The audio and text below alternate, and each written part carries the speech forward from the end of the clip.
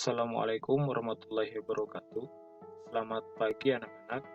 Bertemu lagi dengan Bapak dalam pembelajaran daring IPS kelas 9 di semester genap.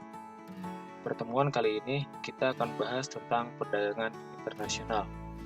Tujuan pembelajaran.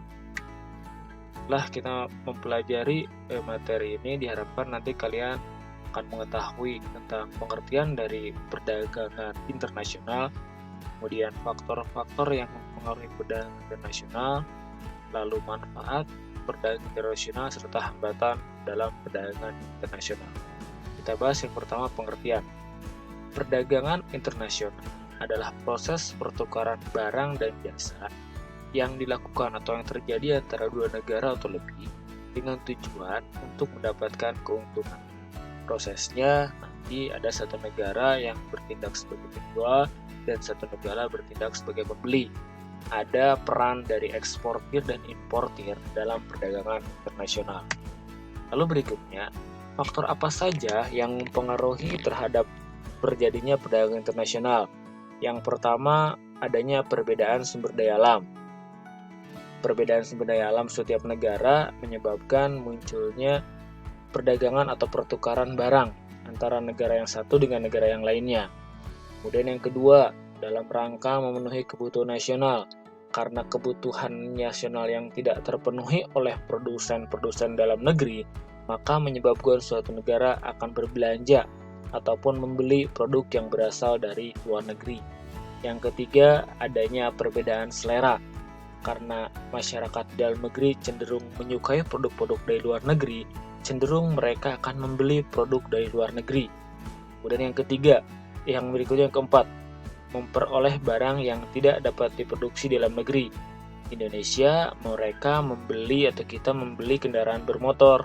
Kenapa? Karena di dalam negeri, Indonesia belum bisa memproduksi sendiri, sehingga melakukan pembelian ke negara lain. Yang selanjutnya, adanya hubungan kerjasama dan diplomatik. Ini ada bentuk keterikatan, misalnya Indonesia melakukan kerjasama di bidang ekonomi dengan negara Australia. Secara tidak langsung, mau tidak mau, Indonesia akan melakukan kegiatan perdagangan dengan negara Australia. Yang berikutnya, adanya penguasaan ilmu pengetahuan dan teknologi. Cenderung suatu negara yang memiliki penguasaan iptek lebih tinggi dibandingkan negara lain, mereka akan lebih banyak memproduksi, mereka akan lebih banyak menjual, dan akan dibeli oleh negara-negara yang cenderung penguasaan ipteknya rendah. Kemudian selanjutnya adanya kelebihan ataupun kekurangan hasil produksi. Ketika suatu negara sudah memproduksi terlalu banyak barang-barang di dalam negeri yang sudah tercover semua di dalam barang-barang yang ada di dalam negeri, maka barang-barang mereka akan mereka jual ke luar negeri. Dan yang terakhir, adanya sarana dan komunikasi dan juga sarana transportasi.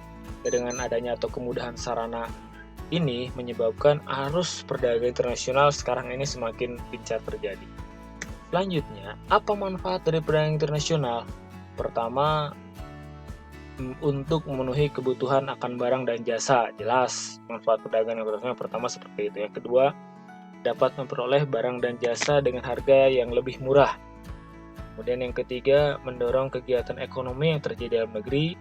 Yang keempat, dalam rangka memperluas lapangan kerja. Dan yang terakhir, perdagangan internasional merupakan sumber pendapatan bagi negara, karena kita tahu dari hasil perdagangan internasional akan menambah devisa dari suatu negara tersebut. Selanjutnya, apa hambatan yang mungkin muncul dalam sebuah perdagangan internasional? Pertama, adanya perbedaan mata uang antara negara menyebabkan perdagangan internasional agak terhambat. Kemudian yang ketiga, tidak stabilnya kurs mata uang asing, sehingga menyebabkan nilai tukar atau nilai suatu barang itu mengalami tingkatan harga yang berubah-ubah, menyebabkan terjadinya perbedaan atau hambatan dalam perdagangan. Kemudian adanya ancaman perang dan tidak menentunya ataupun keamanan di suatu negara, karena terjadi peperangan menyebabkan perdagangan di satu negara dengan negara lain bisa terhambat. Kemudian adanya kualitas sumber daya yang rendah.